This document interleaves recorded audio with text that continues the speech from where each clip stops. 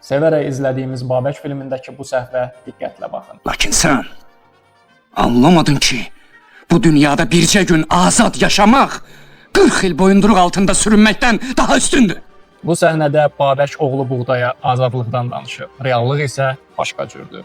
9-cu əsr ərəb tarixçisi Təbəri Babəkin oğluna 40 il miskin qul kimi yaşamaqdansa bir gün ağa kimi yaşamaq yaxşıdır dediyini yazıb. Gördüyünüz kimi Babək azad yaşamaq yox, ağa kimi yaşamaq deyib. Bəs bu ifadə filmdə niyə dəyişdirilib? Məlum olduğu kimi Babək filmi Sovet dövründə çəkilmişdi və həmin dönəm ağa kimi yaşamağın təbliği qadağan idi.